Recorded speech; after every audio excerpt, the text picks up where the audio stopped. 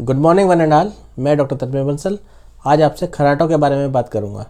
खराटे हर उम्र के व्यक्ति को आते हैं, जैसे बच्चों में, जवानों में और बुज़ुर्ग लोगों में, जिसका कारण हर उम्र में अलग अलग होते हैं। लेकिन आज हम सिर्फ बच्चों के खराटों के बारे में बात करेंगे।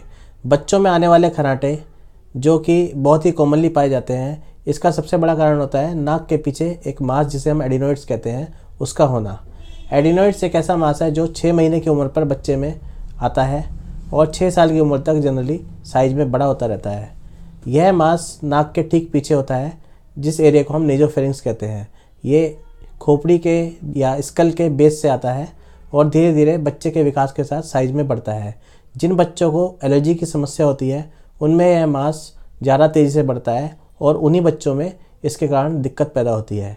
यह मांस जनरली ज़्यादातर बच्चों में कोई दिक्कत पैदा नहीं करता, लेकिन जिन बच्चों में एलर्जी या फिर बार बार जुकाम या खांसी की समस्या होती है, उन बच्चों में इसका साइज़ बच्चे के सिर और गले के साइज़ के अनुपात में ज़्यादा तेज़ी से बढ़ता है, जिससे कि उनकी नाक के पीछे एक ब्लॉकेज की स्थिति उत्पन्न हो जाती है, जिससे ये बच्चे मुंह खोल के सोते हैं, दिन में भी मुंह खोल के सांस लेते हैं और सोते हुए खर्राटे लेते हैं।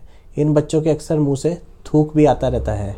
ये बच्चे वैसे तो ठीक रहते हैं, लेकिन इनका विकास काफ़ी हद तक रुक जाता है। यह बच्चे जनरली छोटे रह जाते हैं कद में और मोटे हो जाते हैं, क्योंकि ग्रोथ हार्मोन हमेशा जब हम डीप स्लीप में होते हैं तब सीक्रेट होता है।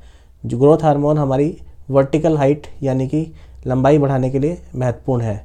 तो इन बच्चों में लंबाई ना बढ़ के केवल उनकी गर्थ यानी कि मोटापा बढ़ता रहता है।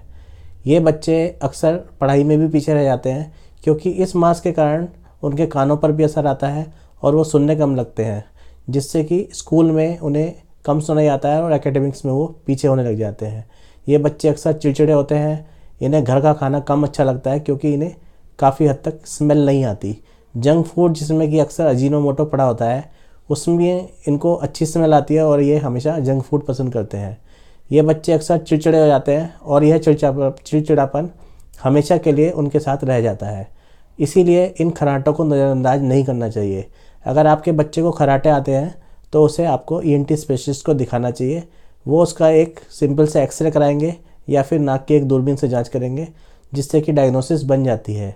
अगर यह मांस पीछे नाक के पीछे के एरिया को 60 से 65% तक कवर करता है, तो ज़्यादातर केस में दवाइयों के द्वारा इसे कंट्रोल किया जा सकता है और बच्चे को आराम मिल जाता है।